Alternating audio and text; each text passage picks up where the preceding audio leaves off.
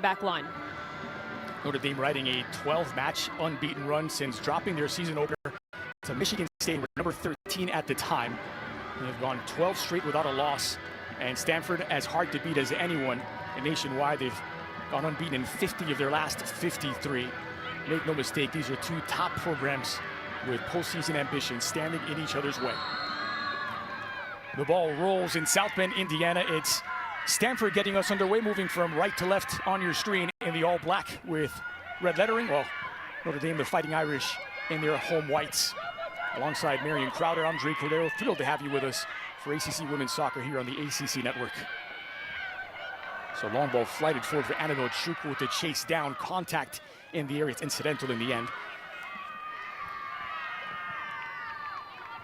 Stanford did have that loss to #1 Duke a couple of weeks back. They have responded brilliantly, upsetting UNC with a 1-0 victory and then leaving it late in their first ever meeting with Louisville on Thursday as they get a 90th minute winner in that contest with just 2 seconds remaining on the clock.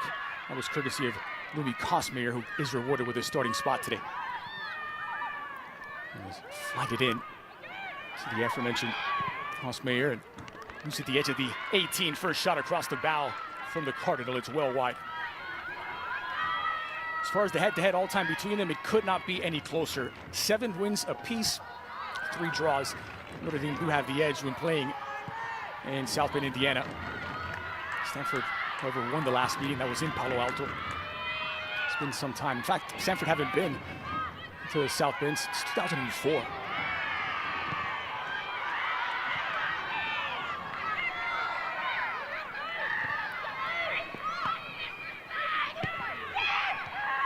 It's given away by Berkeley Mensick.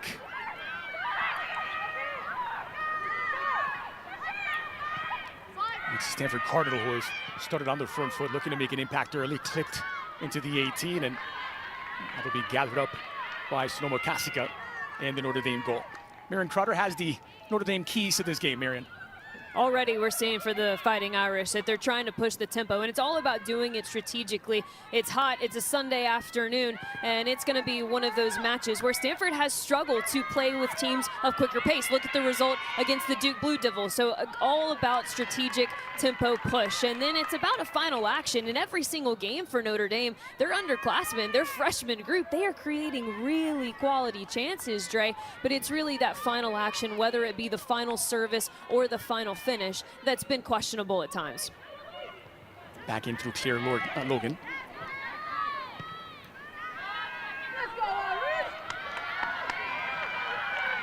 Leah Klenke, who gets it wide. First real promising approach from the Fighting Irish.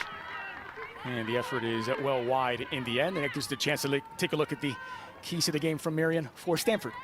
And realizing that you're on the road on a Sunday, there are going to be moments in this game where you have to absorb pressure. Paul Radcliffe is well versed in that. It's about bending and not breaking. And then in that same fell swoop, it's about letting the ball work. You don't want to make this a transitional match because Notre Dame absolutely has some athletic players on the wings and in the central spaces. So play quickly, let the ball work, and move up the field in that manner, as opposed to trying to make this a Route 1 type of matchup. It was Chukwu who was operating with her back to go ahead, loose, and it's out for the first corner kick of the match.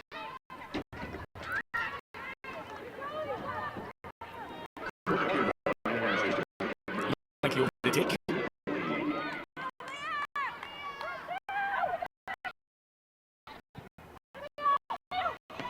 And so hard is away. Dealing with the threat. Klenke a second chance to deliver. Whipped into the heart of the area. This time it's knocked down. Appeals for a handball.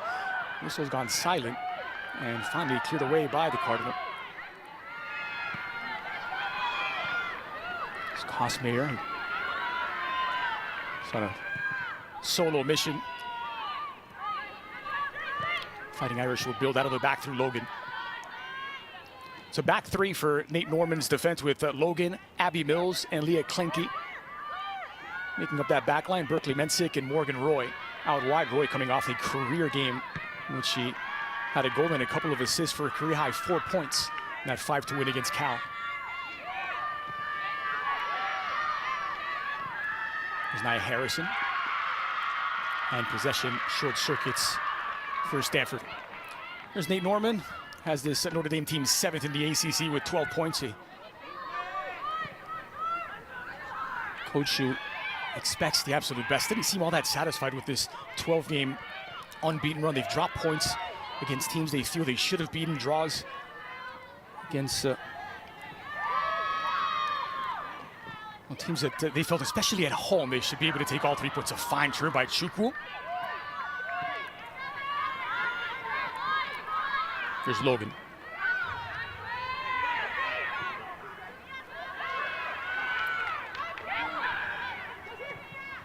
Charlie Codd delivered into the 6. It's spilled, and Chukwu not able to get there in time as Lee Craig just dropping the ball. Really knocking on the door. Here they come again with Mensick. He'll be watched out for a goal kick. A real brief moment of panic at the back for Stanford. So that ball was spilled into the center of the 18-yard box. I know we're only 5 minutes in, but it is key to say that there has been something on the scout that Notre Dame has recognized about this Stanford Cardinals side, particularly probably when looking at that Duke game where Duke beat Stanford at home 4-1. Duke really, for the entirety of the match, pushed the tempo in a manner that made Stanford's build-out very uncomfortable. They couldn't keep up with the pressure that their backs were facing. They couldn't find the channels to build out of quick enough. And the Fighting Irish trying to take a page out of the Blue Devils' book early on. No direct approach this time. It's flighted into the box. And again, spilled loose on the 18. It's Mensick, who had her pocket picked. It's taken away by Lizzie Boma. Boma, one of the 2 changes to the 11, made by Paul Ratcliffe. Heavy touch from Cosmere. And the whistle is blown against Stanford. So we'll take a look at that. Ball spilled in the 18. I don't mind that ball whatsoever.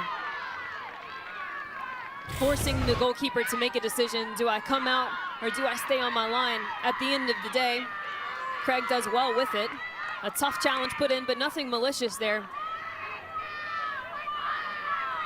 Have a solid record against ranked opponents this season. Notre Dame, 3 wins, a loss. That 1 defeat was in that opener against Michigan State. Since then, they've picked up some big victories against number 25 Cal in convincing fashion. They also beat TCU and Virginia, who were 13 and 14 at the time. Now taking on number 6 in the nation. And Stanford's wonderful by Boama.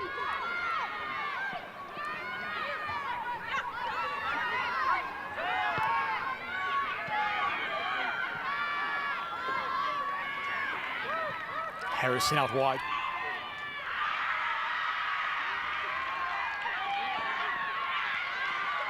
And that's going to roll out, roll ahead of Lizzie Boama. It'll be a throw for the Fighting Irish.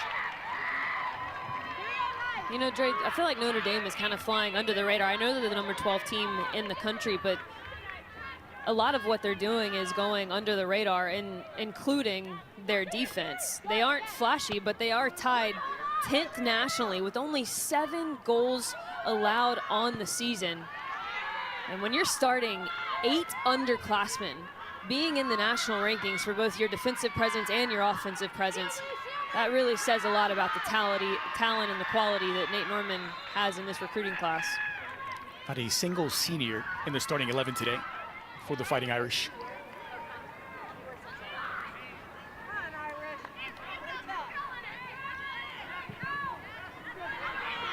The ball's raffled into the middle. Chukwu once more with that hold-up play. Wasn't a bad idea looking for Berkeley Mensick on this near side. The ball just didn't get there. Now Charlotte Kohler. A good defensive effort from Claire Lorgan, who comes across to put out the fire. It'll be a corner for Stanford.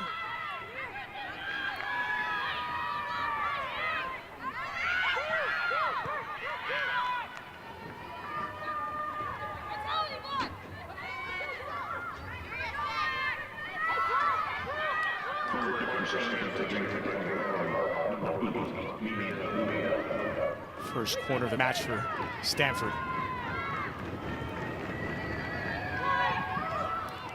Swinger edge of the 6, it's on target and parried by Sonoma Kasika. It wouldn't have counted. The offside flag had come up. The first real warning shot from the visiting Cardinal.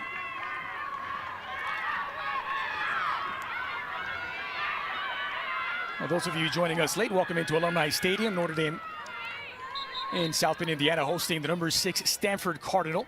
Stanford 5th in the ACC. Notre Dame 7th, just outside of that postseason cutoff line. The top 6 will make the ACC tournament in a couple of weeks. So this, a massive game with a big 3 points for both sides and their postseason ambitions. Alongside Marion Crowder, I'm Dre Cordero. Pleased to have you with us. The best is yet to come in this one. One back by Stanford. The possession is short-lived on both sides.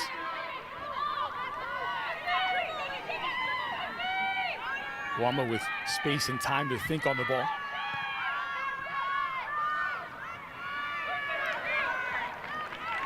And that's going to roll out for a Fighting Irish throw deep in their own half. Here's a look at it in the ACC. Again, the top 6 make that ACC tournament. Kicking off November 3rd. Stanford inside the playoff picture. Notre Dame just outside of it. And a big result earlier today as Cal dropped all 3 points against Louisville. Not maybe enough for us to consider Cal out of it. Cal along with Stanford and SMU, the newcomers to ACC play. That ball flighted forward by Harrison. Sails ahead of Louis Cosmer. How good a season we've had already in ACC with the arrival of Stanford, Cal, SMU. And I believe you're right, Dre. Seems that the way it was looking, Cal really did need results in their last 2. They've only got Stanford left. And with a team like Notre Dame, who has, including this one, 4 games remaining, really is going to make it tough for Cal to get into the ACC tournament for the first time in the conference. Good movement from Klinger out wide. She's won a corner kick now for Stanford, their 2nd in this contest.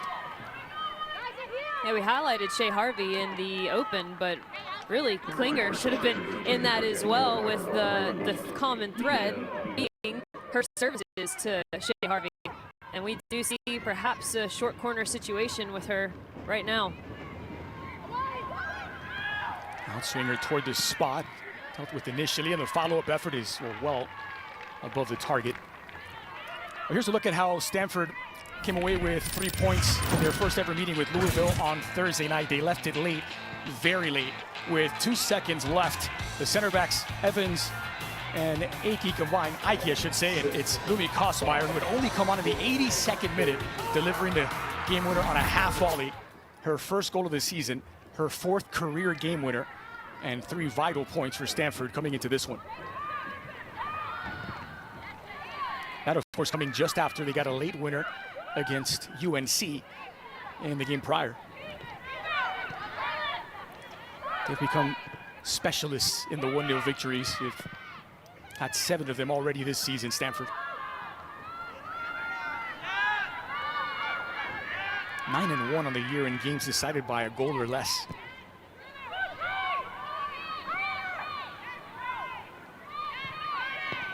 Logan. Mensick, troubled by the pressure. To get numbers back quickly. Notre Dame to deal with the Stanford threat. This is Harrison.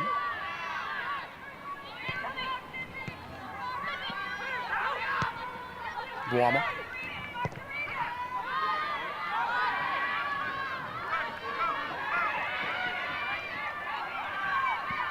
Harrison looks to go long, thought better of it. Kosmeyer now with her back to goal. Good pressure in the middle.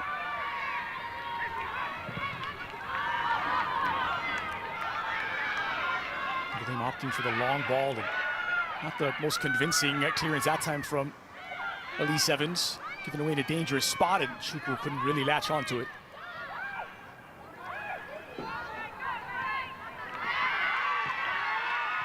Driving this defensive pressure when they lose the ball. Notre Dame, they've won it back quickly. Through ball is threaded in. for Engel, and she's just a step offside. We haven't seen a lot of that yet, those through balls into either Chukwu or Izzy Engel. This one, the timing just a little off for Notre Dame's number 3. And through balls might be hard to come by for the Fighting Irish when you're looking at the veteran back line that is the Stanford Cardinal. They've had some different center back pairings, no doubt about it, but missed Elise Evans through September for the U20 World Cup.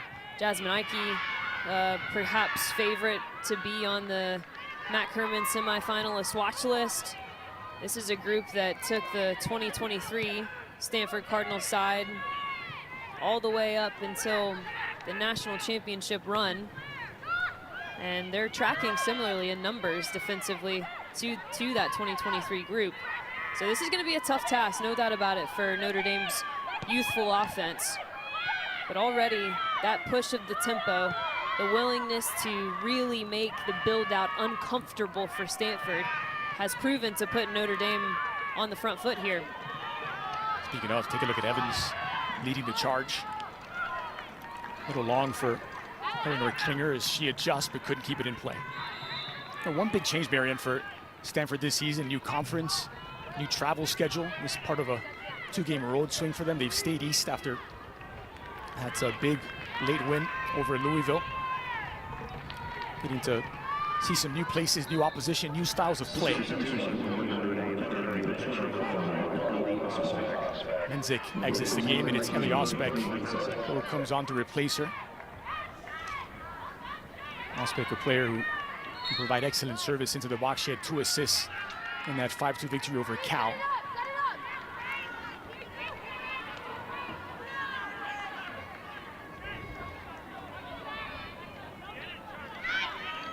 Yeah, Klenke to get things restarted.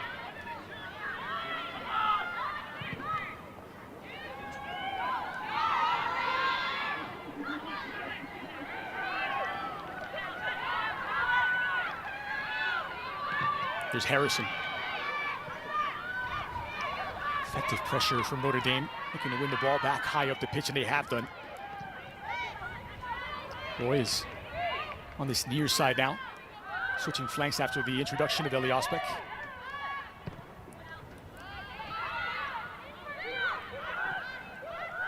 Abby Mills. Chukwu. Again, looking for Morgan Roy near side, and just didn't have enough real estate. The ball trickles over the line for a goal kick. How good was she against Cal? The goal she scored with the exclamation point to make it 5 on the night. A couple of assists as well, a career high 4 points in that contest.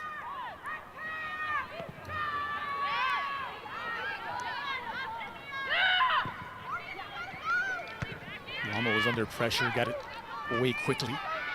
Cosmere now on the near side, and she's tripped up, and it's gone against Lumi Cosmere. Abby Mills wins the free kick.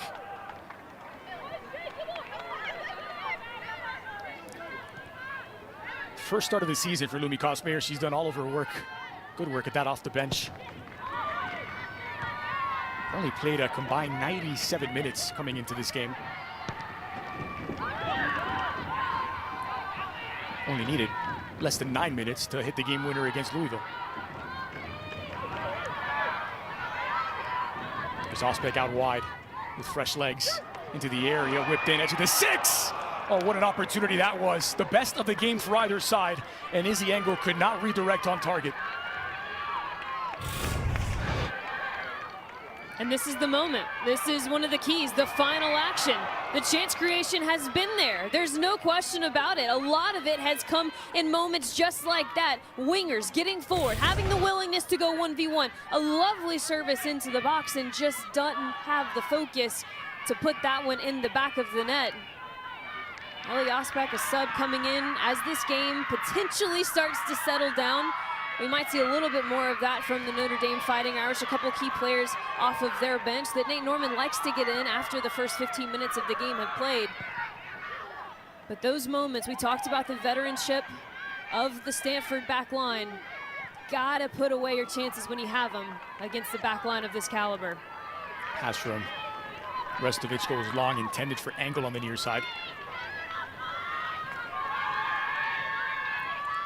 We mentioned the core of underclassmen for this Notre Dame side. 7 of the 9 substitutes coming off the bench against Cal, who are freshmen or sophomore, 8 starters. And of course, they've got that rotating cast of freshman attacking players with Chukwu and Engel and Hodgson. Contribute goals and assists. Here's Morgan Roy.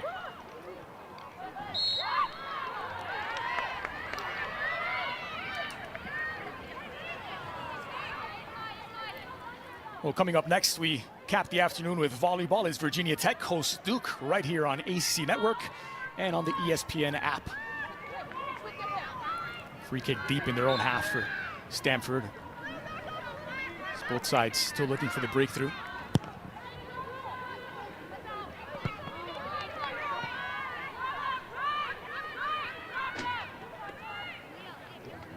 Stanford in the national title game less than a year ago. It really speaks to the strength of this ACC conference. With both of the teams that were in that national title game, Florida State and Stanford, still trying to lock up a spot in the ACC tournament. It's a fine turn by Klinger. Nia Harrison. Kosmayer a little heavy on the return pass, and it goes wide in the end. Big difference for the Stanford Cardinal is the conference change and what that's done for them defensively. It hasn't really impacted them much. We've talked about how the defensive numbers are tracking similarly, but from an offensive standpoint, they're definitely struggling a bit more than they were, and the Pac-12 really ran the table. And in conference play last year, 21 of 54 goals scored in conference play last year. To put that into perspective, this year, 9 of their 23 goals have been scored in conference with only 2 matches to go, including this one. So the attacking numbers a bit down. And really, when they're good, they are switching the point quickly, letting the ball move and doing that heavily through Harvey. It's an incredible first touch from Boama. And it started this attack. Now Kosmayer had it poked loose by Mills, and Notre Dame won it back. Lead off by Codd. Engel. And Chukwu commits the foul as she just tripped up Miyabuta.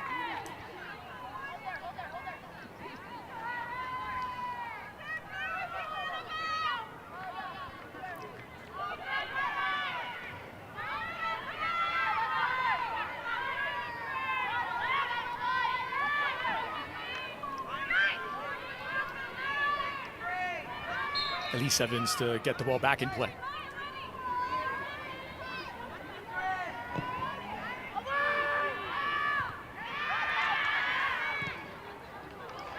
It's a ball by Evans from about that distance that led to that game winner against Louisville. Here's Engel on the front foot in a foot race. And really last-ditch defending in the end to deny her. Engel's starting to become more and more of a threat in the Notre Dame attack. Should be whistled for the foul here. And we'll get the benefit of a second look as Jasmine Ike is slow to get up and in some real discomfort.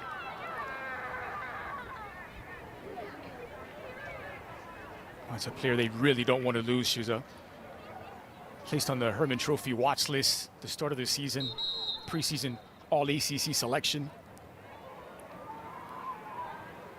And looks to be really shaken up at the moment. Looked to be a tangle of the legs as she and Engel were chasing down that loose ball into the 18.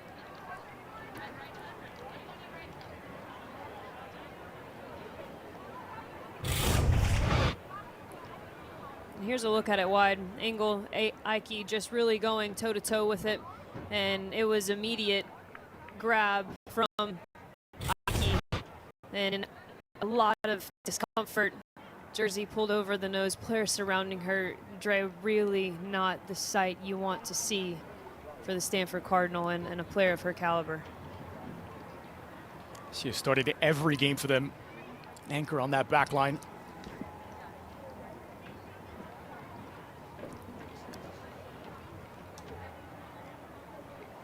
So there will be a yellow card here, at least for Izzy Engel.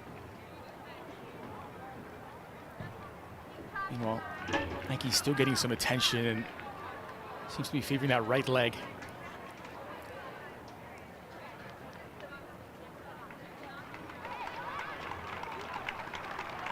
So it is Izzy Engel who picks up the yellow card.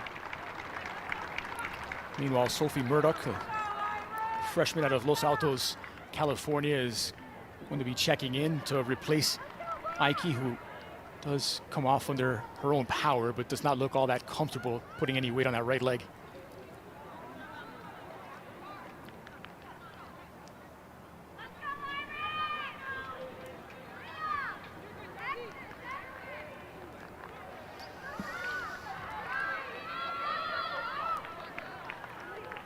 Here's Engel as Sophie Murdoch checks in. She's done all of her work off the bench this season. A freshman defender, 159 combined minutes spread across 8 substitute appearances. Here's another look at the challenge. As Engel reaches in and catches that right leg, you see the bend of the knee of Jasmine Ike.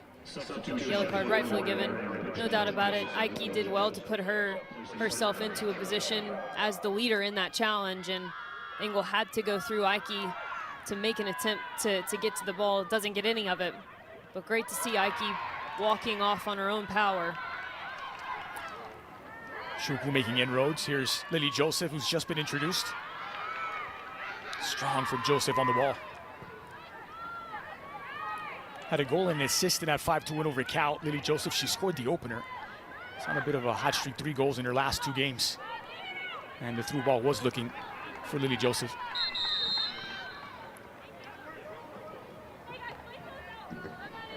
Substitutions for Stanford. Number 24.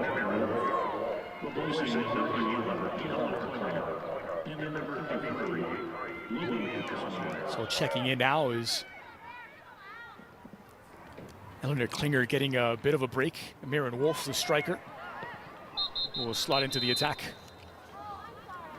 Wolf, who was a starter against Louisville.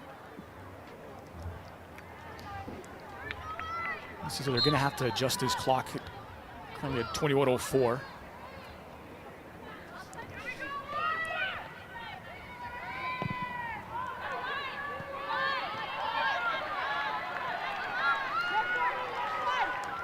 So the junior Ali Montoya is in on the wing for Eleanor Klinger, while Maren Wolf replaces Luni Kosmeyer as 2 of the attacking 3 are swapped out for Stanford.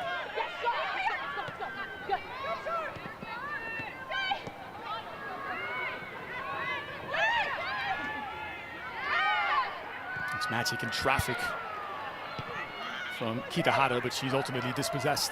Now Chukwu. Ospek running onto it and second to it.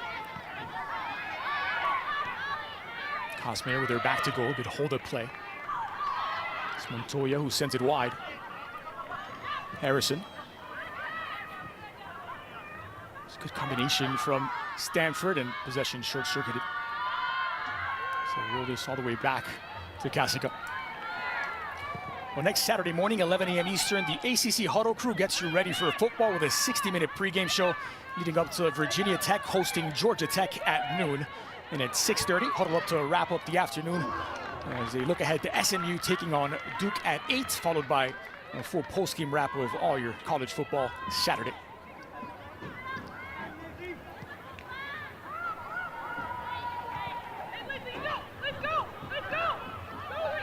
It's clear Lorgan. Looking under pressure. Now Klinke. Ospek.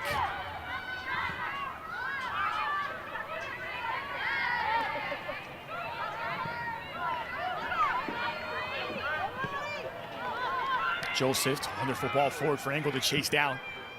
Engel with just 1 player to beat before the goalkeeper. Engel, lovely touch to control. Engel! Fingertip save from Haley Craig to deny a would-be opener, and a sensational would-be opener at that.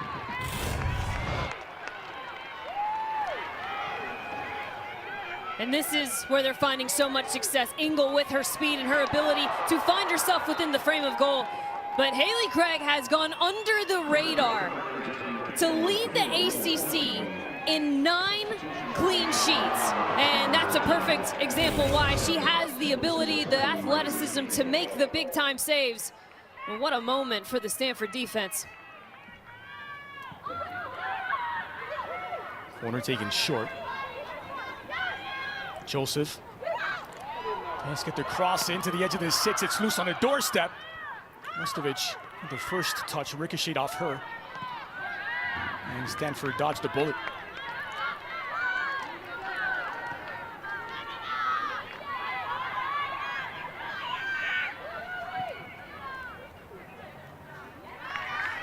Change in attack for Notre Dame as Patrick Hero, Ellie Hodgson is checked in, replacing Izzy Engel.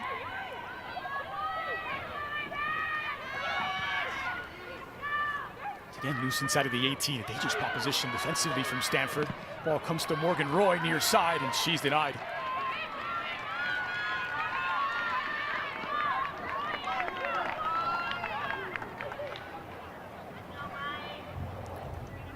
Kitahara putting in a defensive shift. Squirts out toward Roy.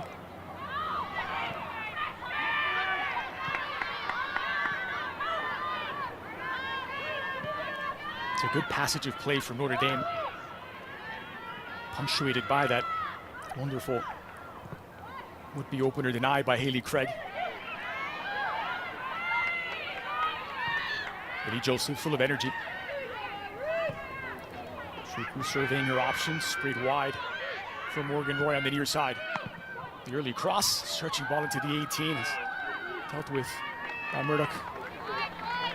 And that was a picture-perfect example of Ellie Hodgson and her movement inside the 18-yard box. I like the idea of the early delivery behind the back line because Hodgson has a habit of being on the back shoulder of the center backs and going completely unnoticed.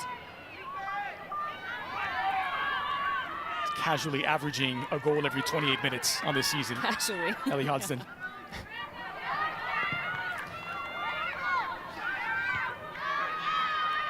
Lifted forward only as far as Abby Mills.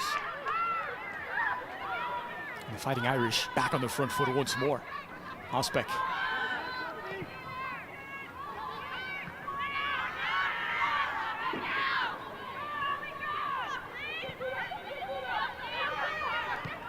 Here Logan. She got tangled up and does draw the referee's whistle as she gets the foul in her favor. Charlotte Calder closest to her. It was Miyabuta who made contact. Just over a quarter of an hour left in this opening half. And nothing to separate number 6 Stanford and number 12 Notre Dame.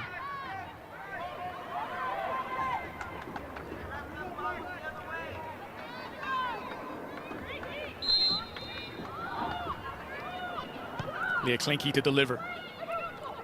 Lifted in toward the spot. Flicked on header will trickle out. It's a defensive header. In the end, this will be another corner kick for the Fighting Irish.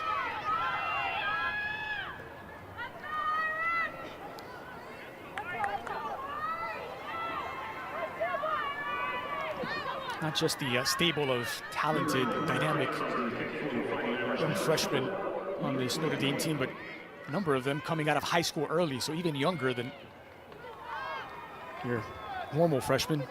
Likes of Ellie Hodgson, Restovich, Abby Mills, all graduating a year early. All swung in near post. It's punched away by Haley Craig. And gaining valuable experience in these games, playing significant minutes against top programs. It's going to be a really exciting team to watch for years to come.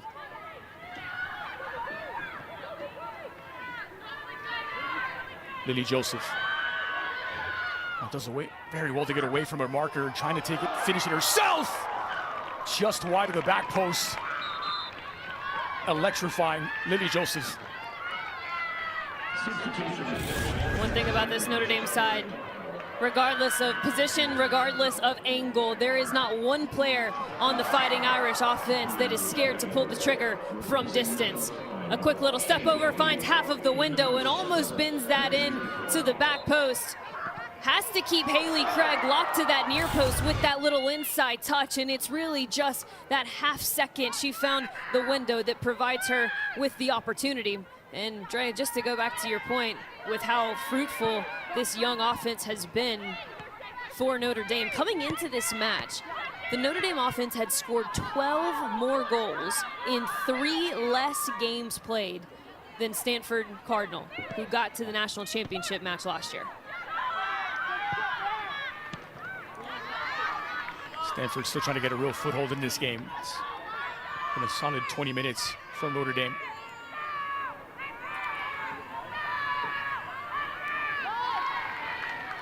Just look at how well they cover for each other defensively, the Fighting Irish, and they've forced the ball out wide. Last touch by US U20, Leah Klinke.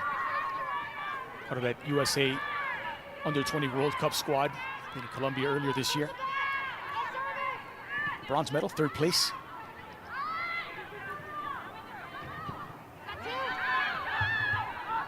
Here's Young, who's just checked into the game in place of Shea Harvey. Good work by Joseph, blasted away.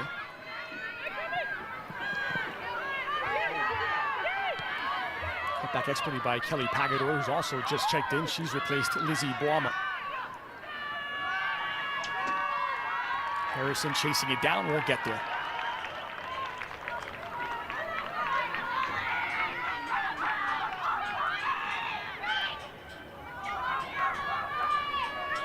It's incredible to think that Ellie Hodgson has only played, coming into this game, just under 200 minutes all season. Sporadic minutes off the bench, but big productivity from the freshman. She's already scored 7 goals, 3 of those coming in that 5-2 win against Cal. Player recovering from an ACL, was on a bit of a minutes restriction to start the season. We're finally seeing what she looks like with that one in a fully healthy capacity. It's exciting. It's a crazy journey for her. It has. A year ago, she tears her ACL and her meniscus in her left knee, has to have surgery, loses her sister in a car accident, all while graduating high school early to fulfill her dream to play for Notre Dame. She knew she wanted to come to this school, and now that she's getting some more significant minutes, showing what she could do. With Stanford on the front foot now, and expertly done defensively by Abby Mills.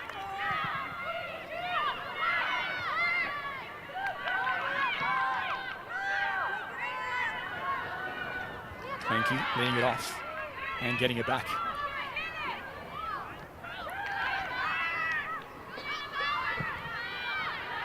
Chukwu. It's a smart switch of play to find Claire Logan with some breathing room on this near side now. Billy Joseph laying it off for Morgan Roy. Roy may get a second bite at it. Through ball was well read by Zhou Zheng.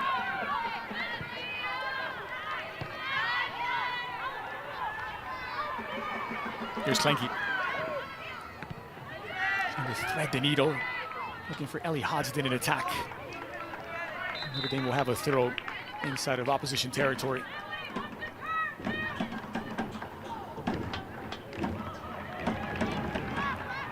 So Reagan Powell's coming in for Morgan Roy with about 10 minutes remaining. Substitutions for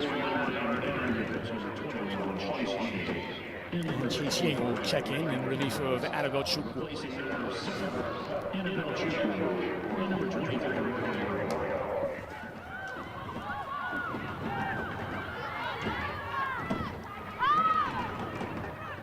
Fresh legs for these crucial final 10 minutes of the half. Here's Ospek, who switched to the near side. To cross short.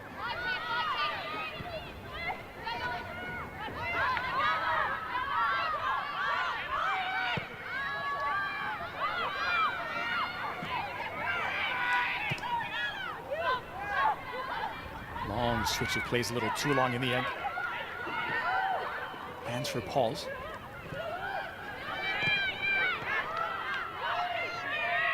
Broken up, but look how quickly Notre Dame are able to win back possession. It's been a theme of this first 45 minutes. It's Claire Logan raffles one into the 18. And the offside flag comes up against the Fighting Irish.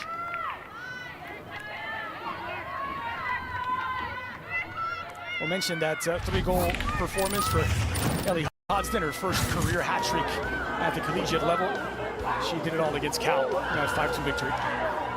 What solid goals. I mean, that half turn, the explosion on the first touch to find a difficult shot angle and bury it. And then this one, the nuance of the movement in the 18-yard box. And hey, whatever way it gets in the back of the net, matters not. Hip, head, foot, no one cares. But Ellie Hodgson is really the epitome of what this Notre Dame offense has for the future. Versatility, on and off the ball, ability to get on the end of service, and with a low center of gravity, really makes theatrical plays like that header that was in that package look absolutely effortless. This is so often the case. All of the goals for Notre Dame in that game coming from underclassmen. A hat trick from Hodgson, one from Lily Joseph, and the other from Morgan Roy. Here's Osbeck. It's a wonderful tackle to deny her. Pagador.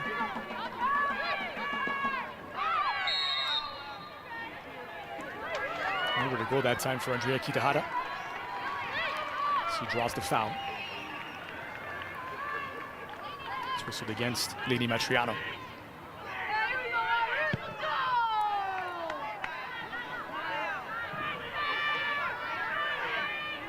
Maya Harrison.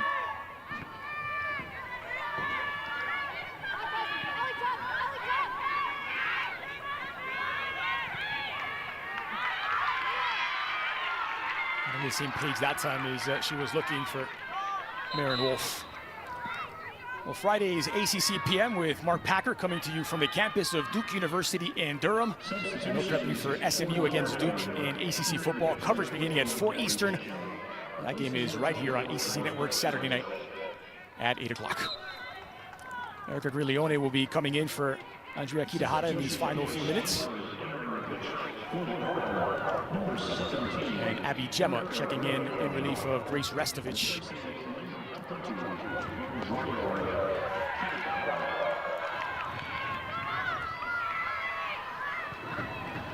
Osbeck into the 18 for Lily Joseph. Only a half chance. Looked threatening, and they have gotten a corner out of it, Notre Dame.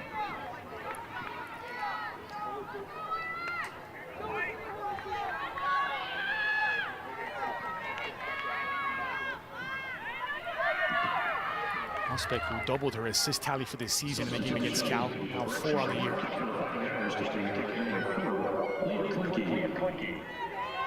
So it's Leah Klinke to take. And Swinger is loose off the crossbar, and Stanford dodge a bullet once more. Some more defending to do for the Cardinal. Strong header that rattles the crossbar.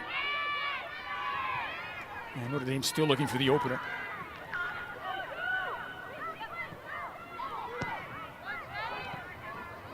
Gemma.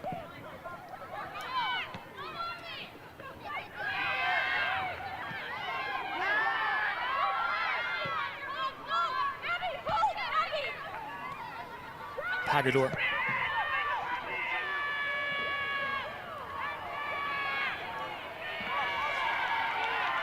Quickly collapsed on Erica Griglione and dispossessed. Marked to the near side.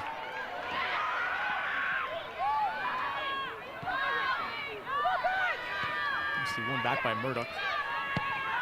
This is Kelly Pagador now on the near side, fighting one out for the edge of the 18. I think he got there and got it away.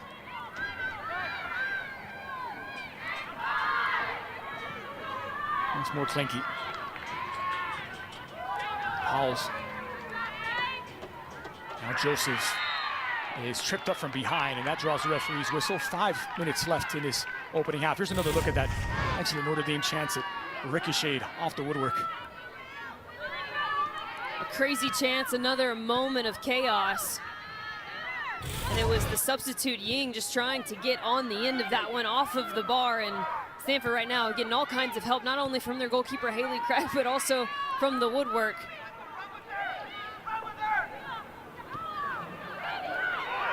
Nicely slipped through for Gemma. Powell's there to gather it up. Early cross into the area.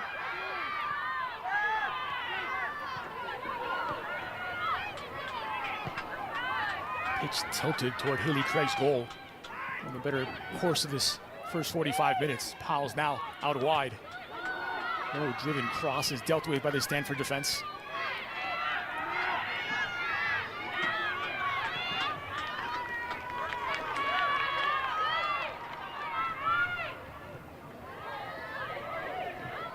Joseph slips, but maintains possession.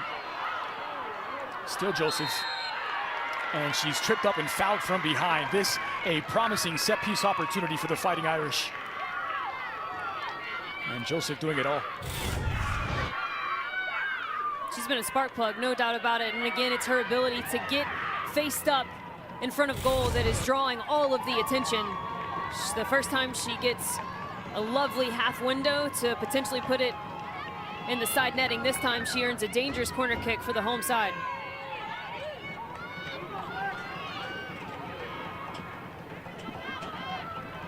Four on the wall for Haley Craig. Linky calibrates. Goes for goal, driven low toward the keeper's feet, loose inside of the 6, and ultimately pushed out for a Notre Dame corner. Height of that ball, difficult for the goalkeeper to deal with. You got to keep asking questions of Haley Craig, so I love the ball placement here. Yes, she's come up big a time or two, but she's also spilled a time or two, and that one nearly sneaks under her arm for the back post runner. Klenke, in-swinger, back post this time. Falls for Pauls. Just screwed back into the 6 and knotted over once more as Fighting Irish continue to send shots Haley Craig's way. This one from the freshman Ellie Hodgson. It's a good ball in, and it actually misses the first player, which was Gemma, to find the back post, which is a bit more of a difficult angle. And Hodgson, again, finds herself unmarked in the 18-yard box. That's a really difficult ball to go up and get on top of and bring it back down to the frame of goal. But Dre, as we get ready to close out this first half, let's revisit the Notre Dame keys. Number one was tempo. We have absolutely seen that. They have pushed the tempo and really made life difficult and uncomfortable for Stanford. And the second part of that was the final action, and that's what they're lacking. The chance creation is there, and it is there in abundance. The quality is good, and it's that final moment that we have left to see from the Notre Dame Fighting Irish. Well, Haley Craig preventing what was their finest final moment in the course of those first 45 minutes. A terrific save that was the moment of the match so far as we're nearly halfway through.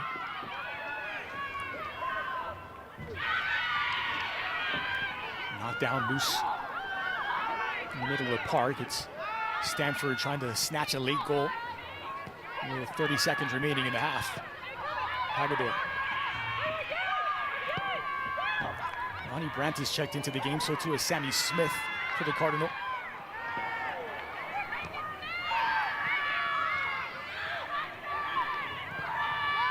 Hit off neatly, sprayed wide now for Ali Montoya. Montoya does squeeze the cross in, just bouncing across the mouth of the goal. And some late last-ditch defending for Notre Dame to close out the opening half. Halfway through, it's Stanford 0, Notre Dame 0 at Alumni Stadium. When we come back, a look at the ACC playoff race taking shape. The top 6 will make the tournament. The ACC scoreboard will take a look around at other matches on this Sunday. And what has been a defensive battle in South Bend is scoreless. A little frantic, so we need to get a hold of the ball and get our spacing right and just settle down. And we also need to get our outside backs in the attack a little bit more, get them higher up the field. Paul, you absorbed pressure really well, which you knew was going to be a key coming into this game, especially the first half. What did you think about your group's defensive presence in the first? Yeah, they showed great resiliency, but we did give them some clear chances, so I was disappointed with that. But ultimately, I was impressed with the fight of the team and the spirit of the group, because it's not easy on the road, obviously, against a quality team like Notre Dame. Thanks, Coach. Good luck in the second half. All right, thanks, you guys. So Stanford getting us back underway. Both sides still looking for the breakthrough, and the big 3 points on the line today is a reminder unbeaten in 50 of the last 53 contests. Stanford, they did lose that national title game against Florida State, and since then, a couple of losses to Wake Forest and Duke. They've responded brilliantly since losing to #1 Duke. Back-to-back 1-0 victories in which they have left it late.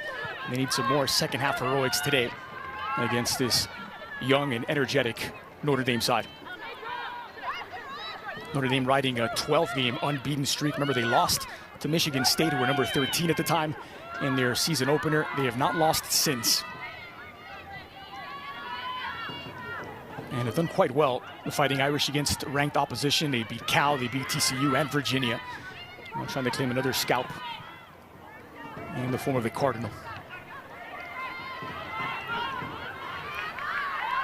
Set up nicely for Annabelle Chukwu. He's streaking into the 18 out. Chukwu was the intended target.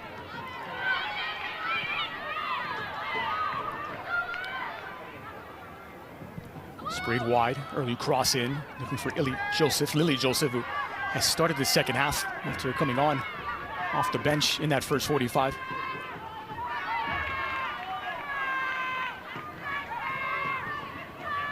What do you make, Marion, of the policy that Nick Norman has had this season with those young freshmen, not necessarily in for the start of the game, but when things have settled down, they get a chance to come in and show what they're made of?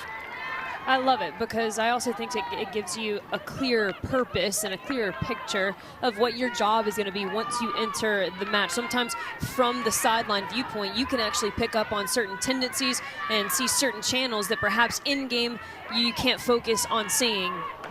This is off the woodwork. Best chance of the game for Stanford so far, and was threatening to curl in at the back post. Going to build on that now. It's lifted in back post once more, and that will roll out, bounce out for Notre Dame goal kick.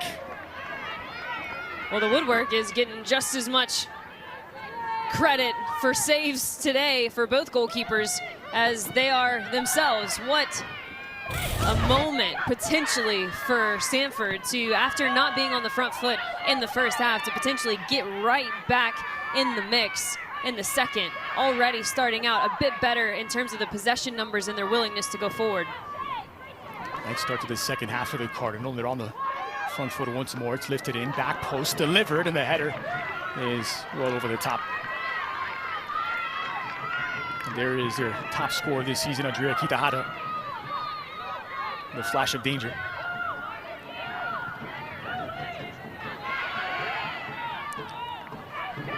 Bit of role reversal early in this second half now, as it's Stanford who are winning those loose balls and second balls. Chukwu. Nick Norman highlighted her hold-up play, and you're seeing a perfect example of it there. She's able to turn her defender. It's a wonderful ball forward for Izzy Engel. And Engel is muscled off the ball in the 18. Shouts for a foul in the penalty box, nothing given. And looked to be a fair challenge in lifetime. Klenke trying to dance her way through. It's really done by Klenke. This is Charlie Codd now. And the cross is punched over. Managed to stay in, still not out of danger yet. And finally, Stanford able to clear their lines. How's that for a start to the second half? Good chances at both ends. Instead of the opening 5 minutes. Here's another look at Engel, who goes down under contact from Nia Harrison.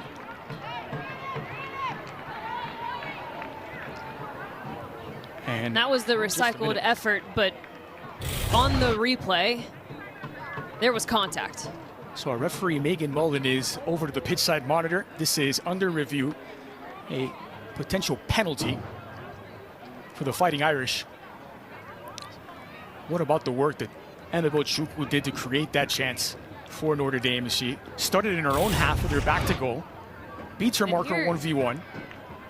Is the moment, and that's no ball. That is the back ankle of Izzy Engel being taken down by Harrison. That's gonna be a shock to me if this is not reversed to be a penalty kick. So again, not given in live time. Megan Mullen getting a good look at it. We'll get the benefit of another look here as well. Great touch to control. And watch right that there. Right foot of Nia Harrison does make contact with the foot of Izzy Engel first. That's a penalty. Yes, the intent was to go for the ball, no doubt about it. There was nothing malicious in there, but contact was made, and that's a penalty inside the area. I'm inclined to agree, and we'll see if Megan Mullen feels the same. She's getting a good, long, hard look at this, and she has seen enough. So after review, a potentially pivotal moment of the match.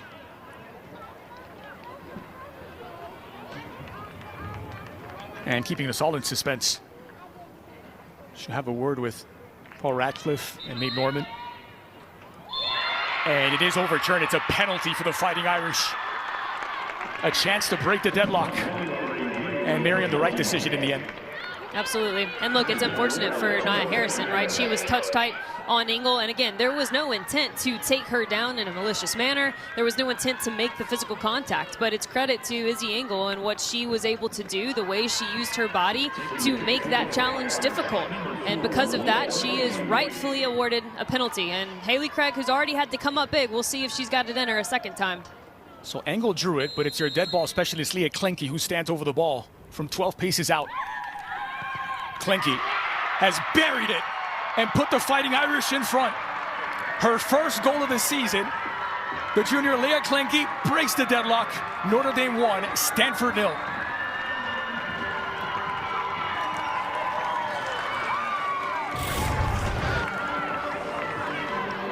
And it's the junior that gets them on the score sheet. But it's the freshman who has the contribution. It's the freshman who has the possibility to make it so. And Izzy Engel earns a penalty. Leah Klenke hardly misses from there. Haley Craig guesses wrong, and this is a well-deserved scoreline for Notre Dame. Couldn't get it done yet in the run of play. Still a lot of game left to go. But for all the chances and all of the moments they've had in the 18-yard box, this 1-0 scoreline is rightfully earned. Well, we were talking at the break that it could have easily have been 2-0 to Notre Dame at halftime. It's 1-0 now early in the second half. And Leah Klenke, who scored 2 goals her freshman season, 2 more her sophomore year, has now found the back of the net for the first time this campaign. And potentially setting the tone for a big win over the number 6 team in the nation on the United Soccer Coaches poll. This is gathered up by Sonoma Kasika, who hasn't really been tested. Best chance for Stanford. It's denied by the crossbar. It's Matriano who sends it wide. And so not able to control, leads to a Stanford throw. This foul was committed by senior fullback Nia Harrison that led to that penalty. Took a chance and came up sneak eyes. Strong challenge by Charlie Cott in the middle. Ricochet is away from Lumi Kosmeyer. A direct approach now, but Engel has a step. And it'll roll into the waiting hands of Haley Craig.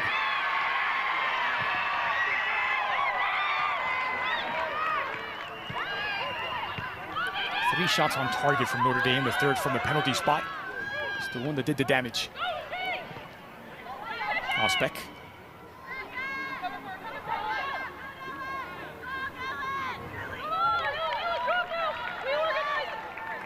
This communication will... It's actually given as a throw for Stanford to catch a break.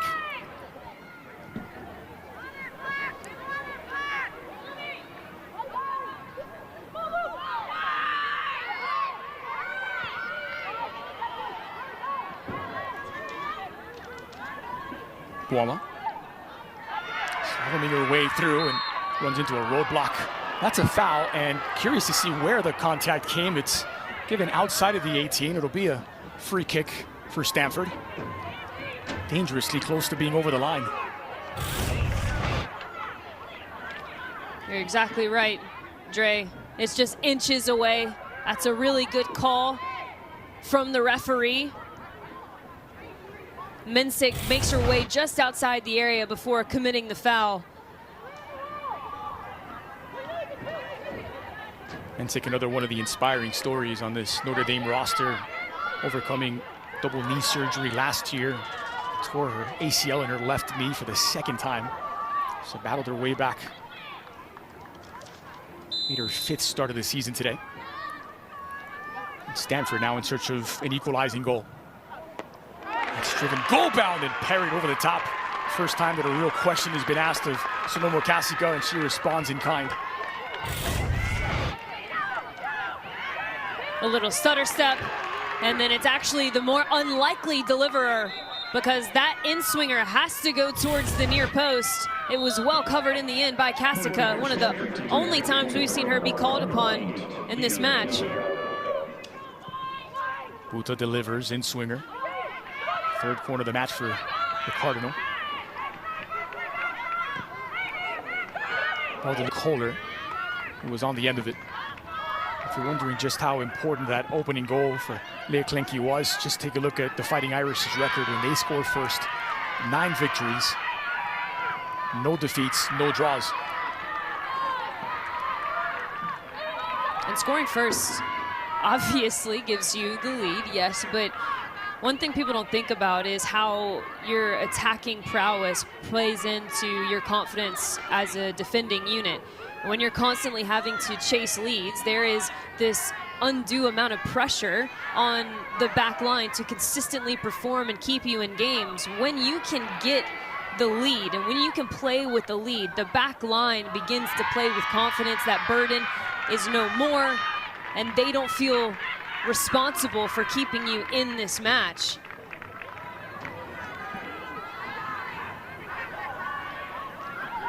Klenke is striking the 50th minute of difference for now.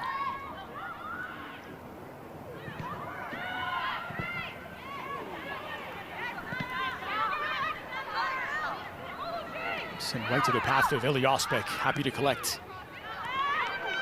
Chukwu in traffic is Chukwu, wonderful touch and acceleration. Ricochets toward Ospek. This is tracked down by Claire Logan. Canadian international, another player who was at the U20 World Cup, although representing Canada and run up to the last 16. So they welcome Morgan Roy back into the contest. She replaced Berkeley Mensick on the wing. Replacing number 18, Berkeley Mensick.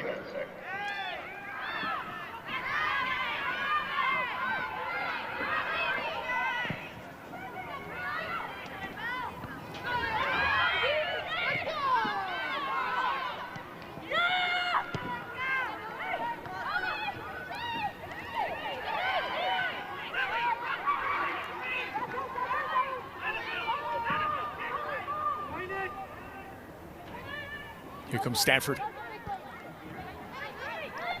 Defending a little bit deeper now, Notre Dame, with that 1-goal lead, a fragile lead. They have only given up 7 goals all season. Still unbeaten in ACC play. 3 draws, 3 victories.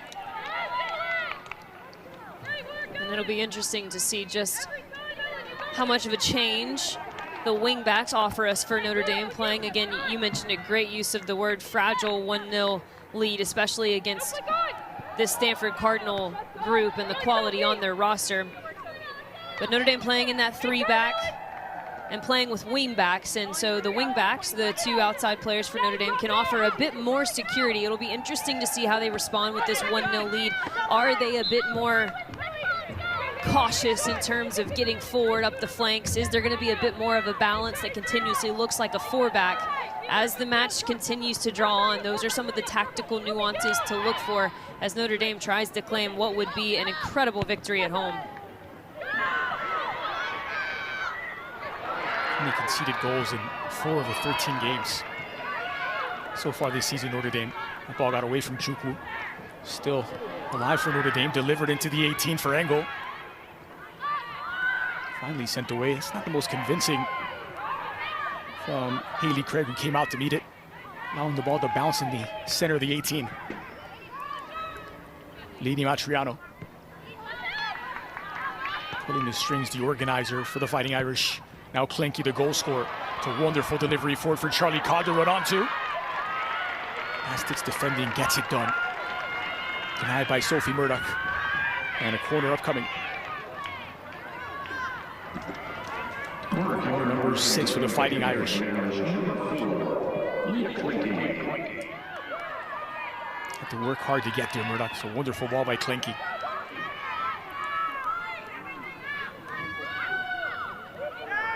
Played short with Lily Joseph. He's inviting her defender to dance. A good delivery, back post, slap out of the air by Craig. And tracked down by Charlie Codd once more. Cross left a lot to be desired. It'll be a goal kick in the end. What a save that was from Haley Craig. The recycled runs were there and timed perfectly on the back post for Notre Dame, and Haley Craig has to be brave, come off her line, and make no mistake about getting that one out of the area. So Joel Jung and Kelly Pagador checking back into the contest for Stanford. Changes on the back line and in midfield.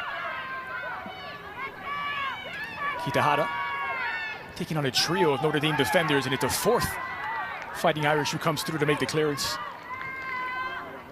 Abby Mills was there. Been frustrated, Kitahara, all game long. They've not really given her a good sight of goal. Osmeyer, ball squirts through inside of the 18. That's sent away. And sacrificing her body as she was running onto it.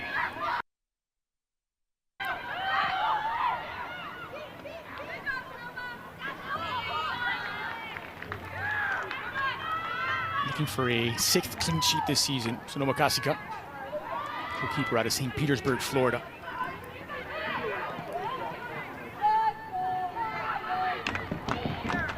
It's always nice when your goalkeeper has nearly as many clean sheets as goals allowed.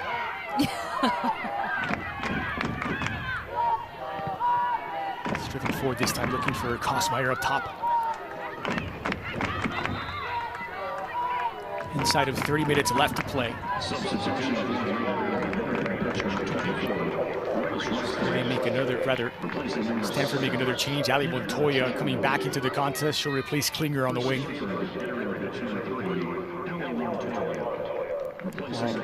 Grace Restovich will step into the midfield, and Chukwu will make way. Clinky, the clearance out of the back. The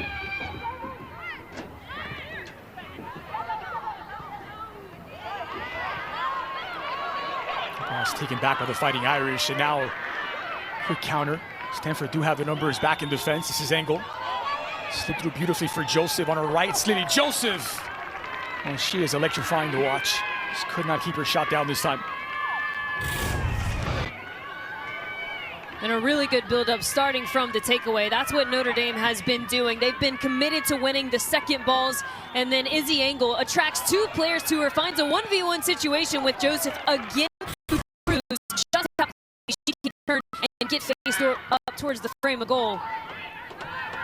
Notre Dame, not only have they been really good in transitional moments, but they've also just been the thirds. No player really taking too much time to linger and invite more Stanford pressure. There's Pagador. Seeing how quickly they turn defense into attack. Now back in possession, Notre Dame. Restovich.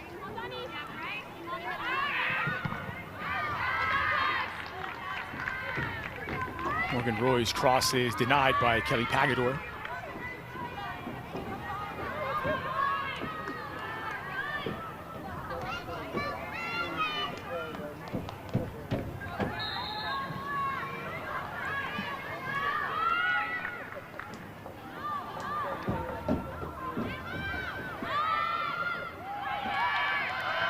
I didn't hear the footsteps. That time as Stanford turned it over. No damage done. It's back at the hands of Haley Craig. Well, Friday's ACC PM with Mark Packer coming to you from the campus of Duke University in Durham as they prep you for SMU against Duke in ACC football. Coverage begins at 4 Eastern. Well, next Saturday morning, 11 a.m. Eastern, the ACC Huddle crew getting you ready for football with a 60-minute pregame show.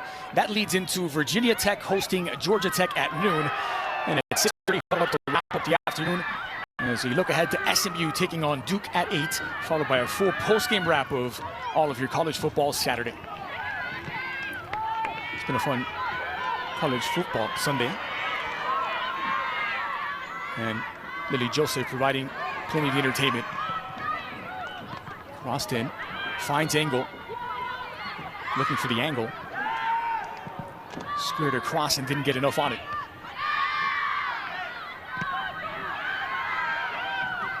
Triano getting it back in the air, caught, couldn't latch on. Now Stanford back the other way.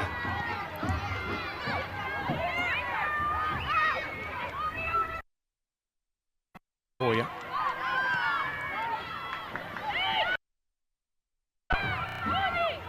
Stepping forward nicely was Osbeck to break up the passing of Stanford. Long cross delivered into the 18. Abby Mills sends it away.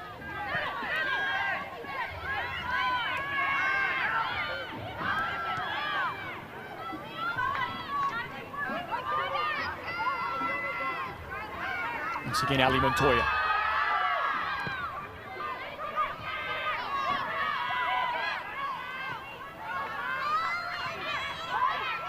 Kitahara, no-look pass and given away to Notre Dame, who trying to take a more direct approach. Lily Joseph skipping over the challenge is fouled. Free kick for Notre Dame.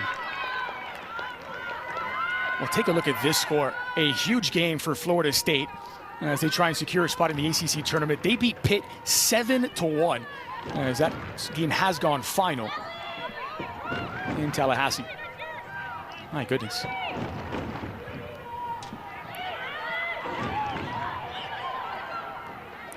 Pitt have not been an easy out for anyone this season. No.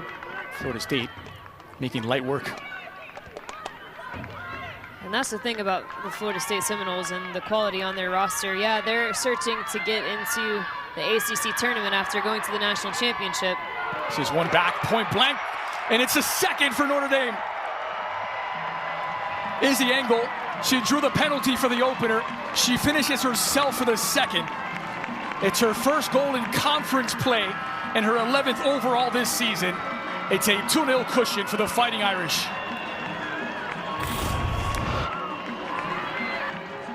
And again, the offensive fruitfulness is because of the defensive effort. What a win on the defensive side of the ball from Roy. And picks her head up, makes no mistake about it. Izzy Engel anticipates it the whole way, and what a finish to the near post. And what a burden that was released. Dre, I felt like you could tell in that celebration. She goes over there all smiles, knowing that, yeah, she's the team's leading goal scorer with 10, but she's been lacking in conference play, searching for that first one in conference play. And today, after such a performance, not only does she get it, but she gets a moment to catch her breath on the bench. What a shift put in by Izzy Engel today. That ends a 6-game goal drought for her. She scored a brace against Marquette back in the final game of non-conference play on September 8th. They've gone cold as far as goals are concerned since then. Back on the score sheet in a big moment of the season. Really just incredible what Notre Dame has been able to do on the defensive side of the ball. Revisiting the keys to the match for them, it was all about tempo. And that tempo. Another appeal for a penalty, and has it been given? Well, she's just checked into the game, Ellie Hodson, and she's drawn the foul. And this will be reviewed. So the call on the pitch is a penalty. We would have to see conclusive effort that it was not a foul. It looks to be just outside the 18. Contact doesn't appear to carry in over the line. And so this might be overturned. Agreed. Totally agreed, Jay. Important for our viewers to note, not where the ball is, it's where the contact is made. Obviously, in that challenge, the ball is in the area, but Ellie Hodgson and the contact don't appear to be. I'd be surprised if this wasn't reviewed.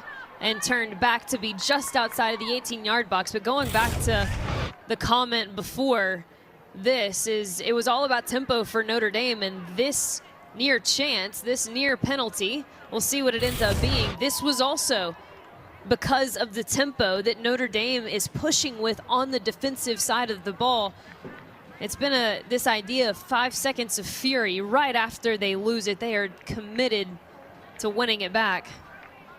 So the first thing they'd look at is whether she was onside, and apparently she was. Second thing would be whether the foul was in or outside of the 18. In live time, it was given as penalty. I believe she was pointing toward the spot. Yep. And having looked at it, our referee, Megan Mullen, and she's reaching for the back pocket. Oh my. What's this denial of a clear goal-scoring opportunity? Sophie Murdoch, who came on to replace the injured Jasmine Ike, is being sent off for denial of a clear goal-scoring chance. A red card as things go from bad to worse for the Cardinal.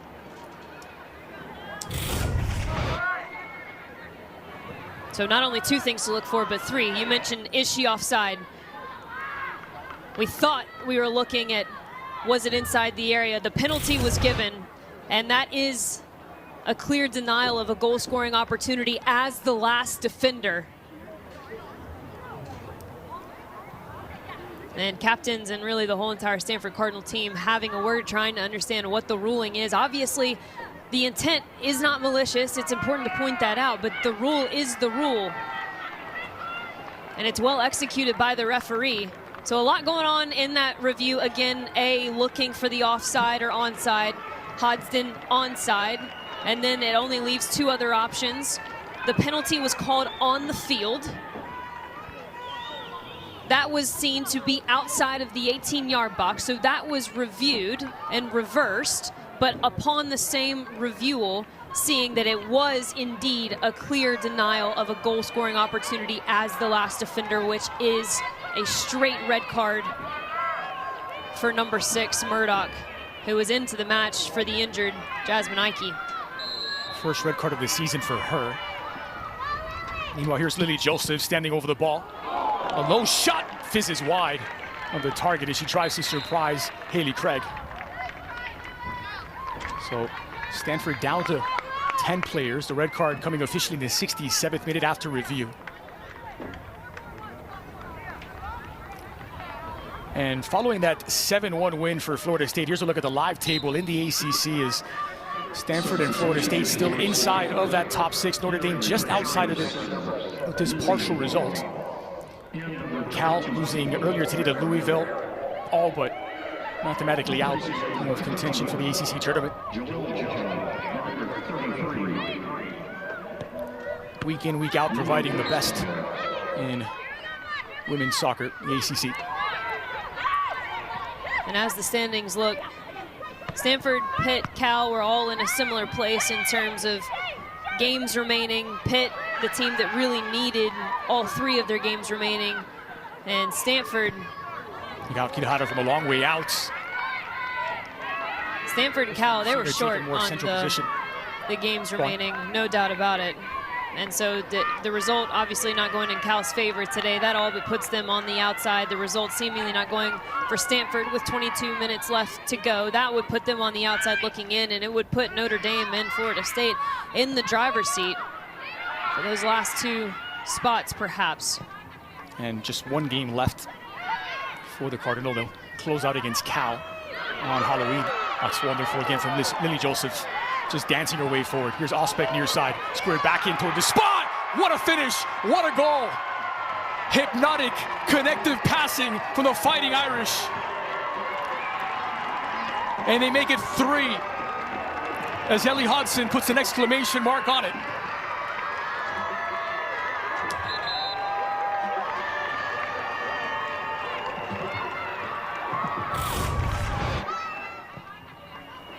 We've seen all kinds of goals today from Notre Dame in all different capacities, from the wide areas, from the direct play, but also from the central areas and the build-up, the link-up inside the 18-yard box. My goodness, it all starts with the delivery into Joseph, who makes light work of two defenders, finds the free player in Ospec, and the nuanced movement on the back shoulder from Ellie Hodgson makes it look effortless. Now we need to check.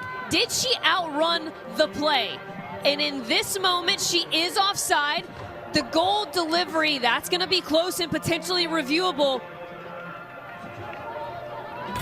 I'm not sure she ever gets back on. All goals are reviewable, so Megan Mullen will be taking a look. It's Grace Restovich who ends up putting it in the back of the net. Would be her fourth goal of this season.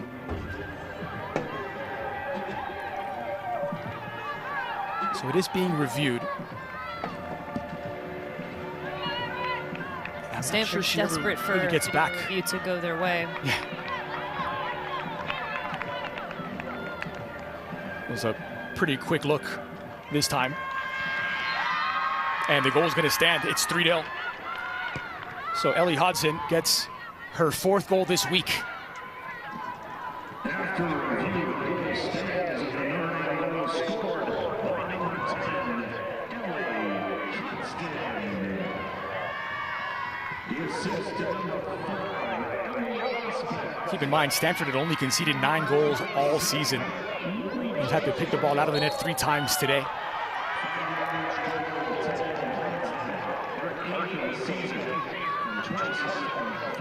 Ospec again getting involved. She has her 5th assist. And Ellie Hodgson, after her hat trick on Thursday night, finds the back of the net once more to make it 8 goals on the year and 4 just this week.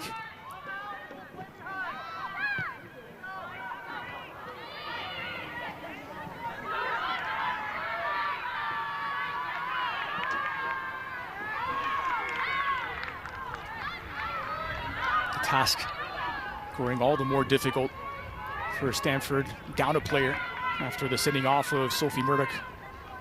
7 minutes past the hour. What an explosion of offensive soccer for the Fighting Irish this week. They put 5 past the opposition Thursday night. They put 3 past the number 16 in the country today. It may not be done yet. Here's Restovich. Joseph. Allowed to turn is Lily Joseph. Just couldn't get that ball to dip enough. And that's really the key, Dre, that you just said, allowed to turn. And if we've learned anything in this match, it's that Lily Joseph, when turned and faced up to goal, she's going to make something happen, whether it's getting a dangerous shot off on her own or connecting all of the threads in the last goal sequence we saw. Stanford, in order to get out of this one, they're going to, have to start playing a bit quicker. Right now, it is all too chaotic for the way that Stanford likes to play and the kind of goals that Stanford is known for scoring. They need to get the ball on the ground and touch and move, and find a way to cut this deficit down to 2 goals from 3. And then the second key to that is to get some of these big-time playmakers like Lily Joseph off the ball.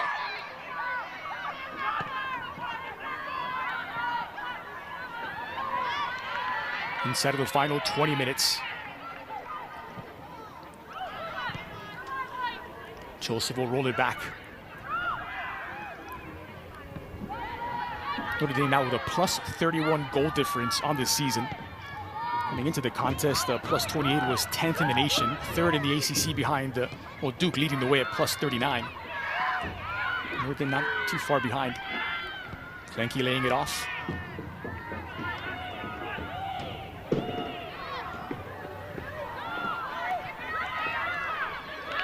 Recap of the scores, and from that 50th minute on, the penalty converted by Klenke. Izzy Engel, who drew the penalty, finding the back of the net, and Ellie Hodgson, moments after checking back into the game, scoring to make it 3. And a free kick incoming for the Fighting Irish as Restovich draws the foul.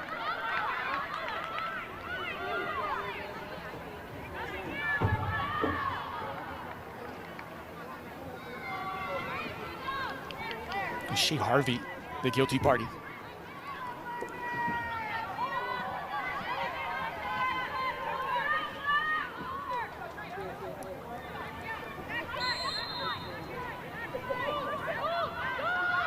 Klenke played short with Restovich.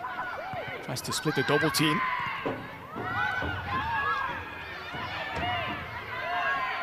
Not able to clear it was Avani Brandt.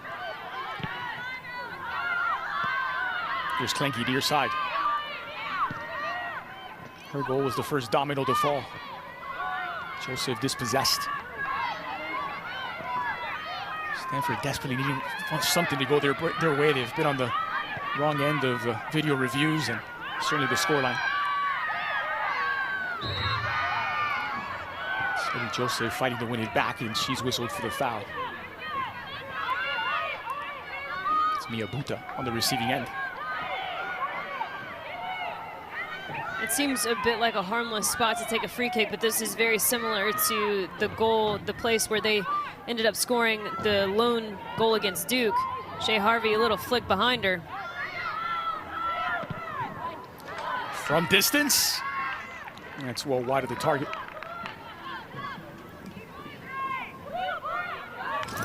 Well, now it's time for Get More, brought to you by Geico. Well, let's get more points. Season. Yeah. More points towards the postseason. Looking at number 8, Stanford, number 12, Notre Dame. What a massive win this would be for Notre Dame, who's got 2 games in hand over Stanford. They're going to have a tough stretch of the schedule, though, with Duke, Virginia Tech, and Pitt. A Pitt team who perhaps is going to be on the outside looking in and looking to create some chaos to finish the season.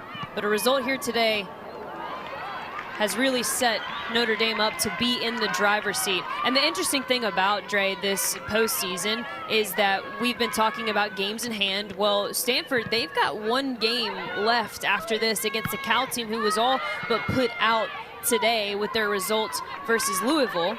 And then you've got a Notre Dame group who is sitting and waiting and has the luxury of knowing exactly what they need to do with more points available than the rest of the squad. Toughest stretch left, yes, of any of the teams looking to get in the ACC tournament, but having knowledge is power, and Nate Norman's going to know exactly what he needs to do. Having the result today would all but put them in the driver's seat for that 6th spot. Logan Smith checking into the game in relief of Andrea Kitahara. Marion, what a welcome to the ACC for Cal. This has been a brutal week. So they gave up 5 against Notre Dame, then 7 against Florida State. They still have Stanford to play.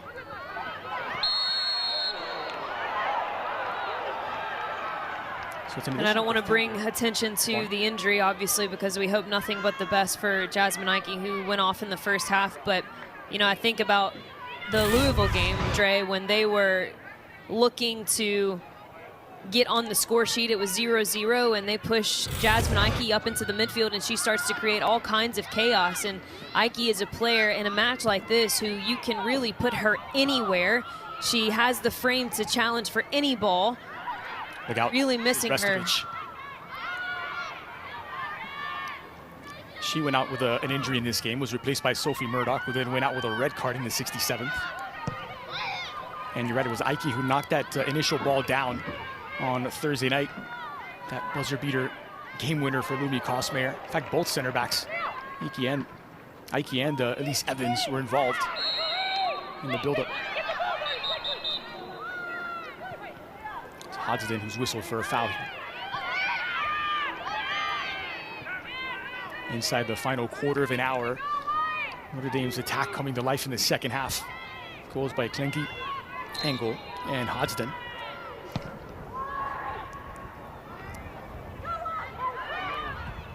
That's loose. And Notre Dame is first to it.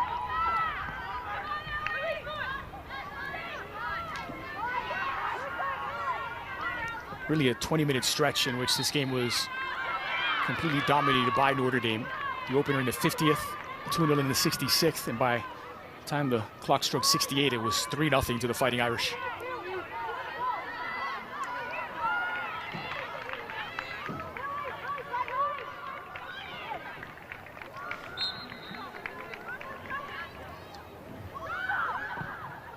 Left for Maya Buta, is driven in toward the back post. It's a clever set-piece chance, and it goes begging.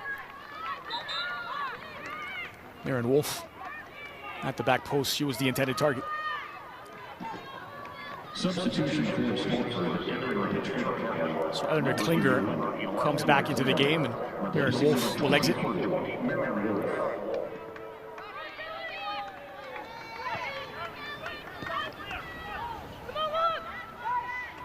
What a statement this is, barring a late collapse by the Fighting Irish, but a young team that has a bright future ahead, making a big impact in the here and now in a game that was crucial to their ACC playoff chances.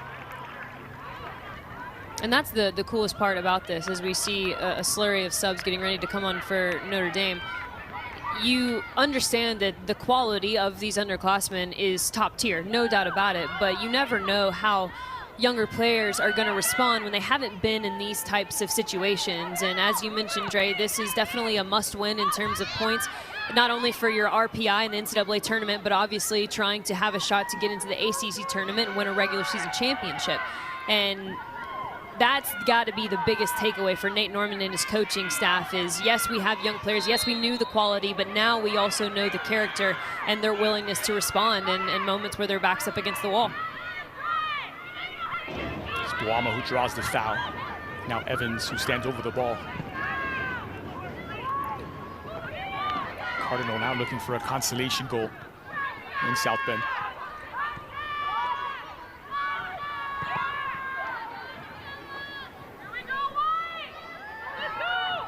Last touch by Notre Dame. It's Leah Klinke. And so a throw now for the Cardinal.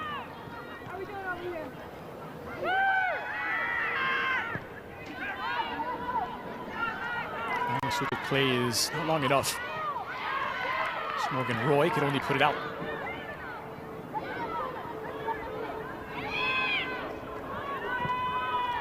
Agador lifted into the heart of the area.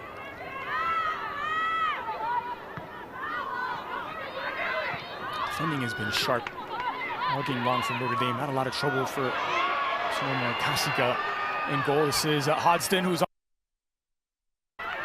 Lee Evans, Stanford captain, arriving just in time.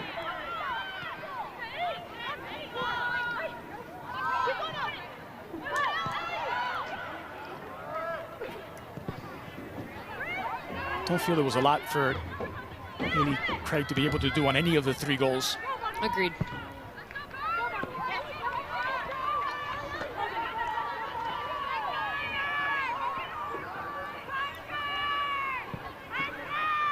This is Osbeck.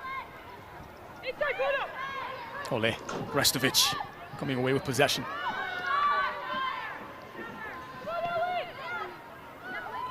Now Klenke.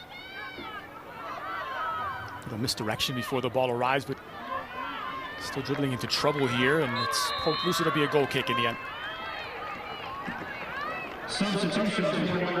Well, things came apart defensively for Stanford and came alive for Notre Dame in the 50th minute. This penalty given after review.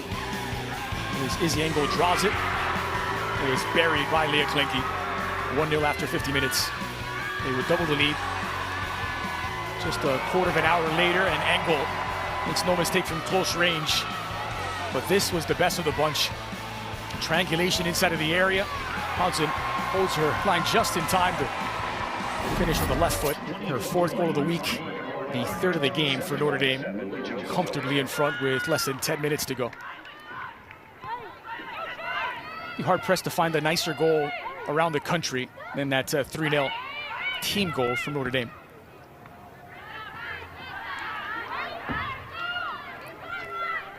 Wholesale substitutions for Notre Dame. Many of the starters making their way back in. KJ Ronan giving Leah Klinke a breather as well. Riley DeMartino will step in for her first minutes of the contest.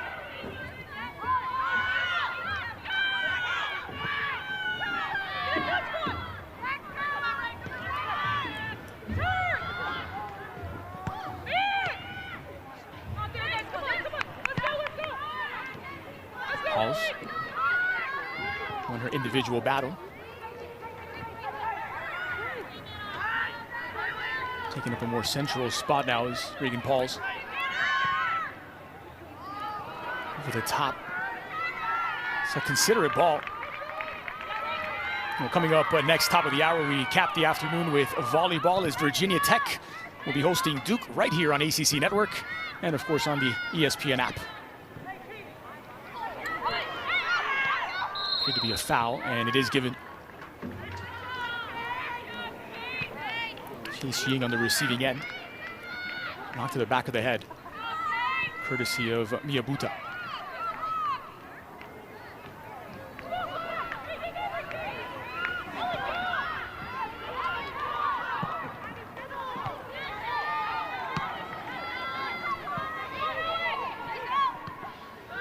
Next up for Stanford is Cal on Halloween, October 31st. The whistle has blown this one dead, and it's gone against the Fighting Irish. Offside on the initial pass, not that second one. 3 games left for Notre Dame. They're at Duke, at number 1 Duke, coming up October 24th, and another ranked opponent in Virginia Tech on the 27th. And they'll close out against Pitt. That is far from an easy end stretch of the season for a team that is absolutely flying at the moment, Notre Dame.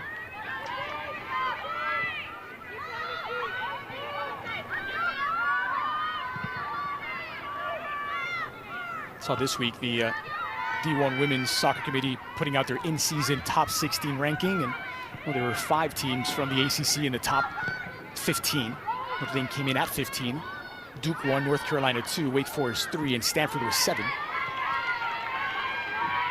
And that's why this result really just means so much more for the Notre Dame Fighting Irish, because again, we have talked about the quality that we've seen, but the opponent slate hasn't necessarily been there, right? When we're talking about the top teams in the country, teams that people are looking at to potentially punch a ticket to College Cup in December, well, Stanford's on that list. So this was the first look that we really had at Notre Dame's young offensive players and the quality that they can have against a veteran, been there, done that type of opponent like Stanford. And Dre, they have made no mistake about it.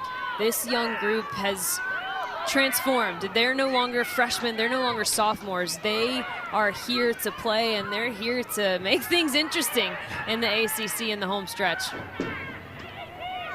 Now, lad, it's been an important game for their top scorer, Izzy Engel, who again had not scored in conference play until today, ending a 6-game goal drought, and not just with her goal, but drawing the penalty as well. And that is a big confidence builder ahead of this final crucial stretch.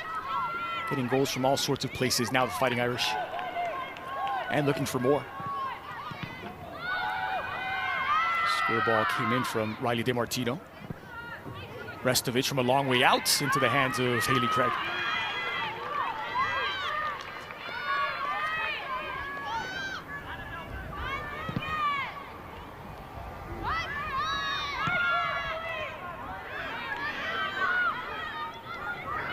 Abby Gemma. It does feel as though Stanford are going through the motions a bit down these final few minutes. Players backing off of Abby Gemma, who was just given all kinds of room to roam. The theme for Stanford of late in their stretch of the last 2 to 3 matches has been just that. It's really been the pace of play not being where it needs to be, tempo not being quick enough in the opening minutes, and then they find themselves trying to dig out of a hole. Even in that Louisville match where we saw the buzzer beater from Lumi Kosmeyer, the message at halftime from Paul Ratcliffe and his side was, hey, we're not playing quick enough. We're not moving off the ball quick enough. Everything is just a bit too slow. And that trend continues here today. It's been no easy feat to go on the road on Sunday with a little bit of footwork there. Punished for it in the end. And you see this skill set from Annabelle Chukwu, the Canadian international. Pauls. Evans has done well to win it back.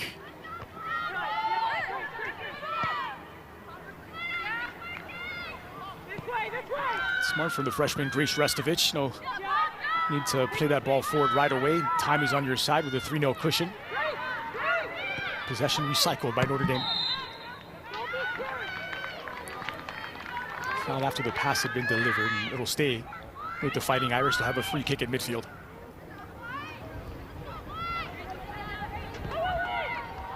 Worth recapping that Stanford have been down to 10 players since the 67th minute when Sophie Murdoch was sent off after a review. Here's Chukwu, who gets away from her marker.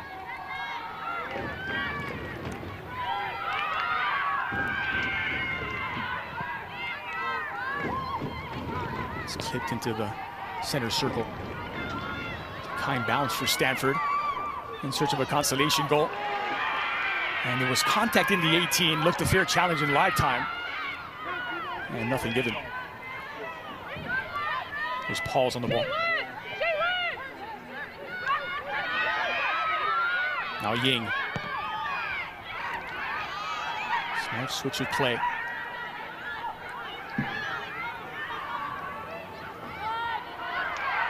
Sliding tackle expertly timed outside of the 18. Still alive for Notre Dame. DiMartino was the intended target. Rolled down the line, anticipated well by Logan. Here's a look at that decision, or no decision, inside of the 18 as the Cardinal was on the break, and it was Abby Mills who puts out the fire.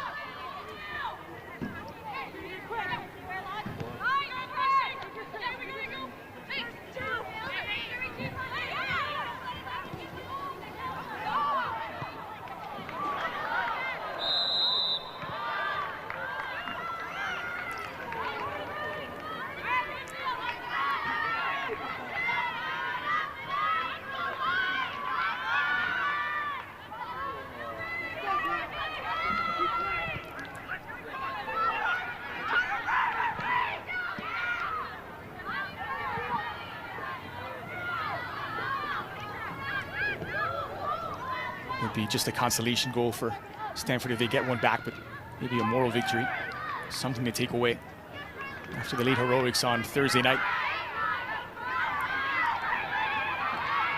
Ball's allowed to bounce and taken by Riley DiMartino. It's DiMartino against the world. Didn't have the luxury of waiting for help to arrive. Less than 90 seconds remain of the 90 minutes. A dominant performance in the statement result for the Notre Dame Fighting Irish and Nate Norman.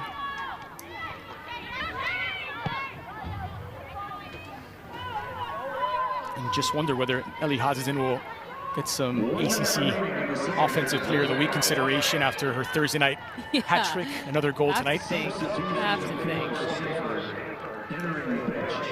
It's the final few seconds tick away. It's a jubilant Leah Klenke who got the scoring started back in the 50th minute from the spot. Freya Speaker Cutter checking in for visiting Stanford. Long throw with only seconds remaining.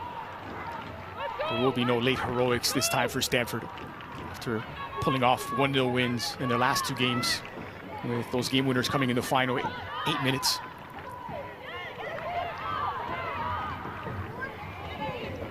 Moved forward for Chukwu, somehow nearly gets there.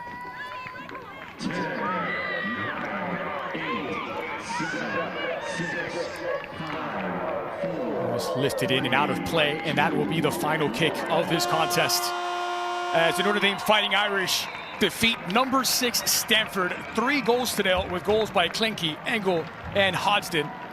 Nate Norman's side picking up a big resume building win, stretching their unbeaten streak to 13 games since dropping the season opener.